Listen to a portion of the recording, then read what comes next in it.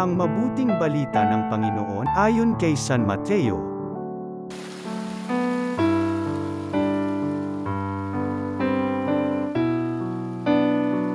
Noong panahong yun, sinabi ni Jesus sa kanyang mga apostol, "Huwag ninyong isiping naparito ako upang magdala ng kapayapaan sa lupa, naparito ako upang magdala ng tabak, hindi kapayapaan.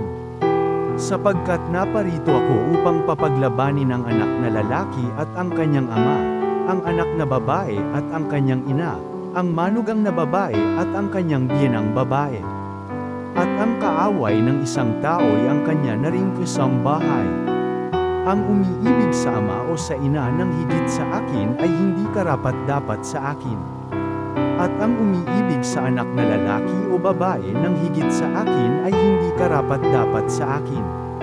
Ang hindi nagpapasa ng kanyang krus at sumusunod sa akin ay hindi karapat-dapat sa akin.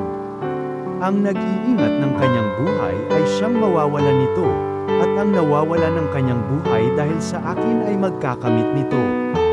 Ang tumatanggap sa inyo ay tumatanggap sa akin, at ang tumatanggap sa akin ay tumatanggap sa nagsugo sa akin.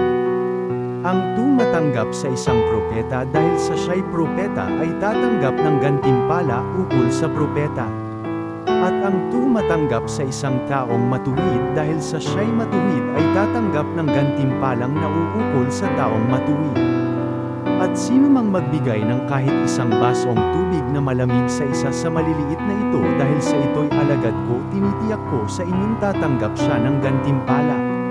Matapos tagubilinan ang 12 alagad, umalis si Jesus upang magturo at mangaral sa mga bayang malapit doon. Ang mabuting balita ng Panginoon.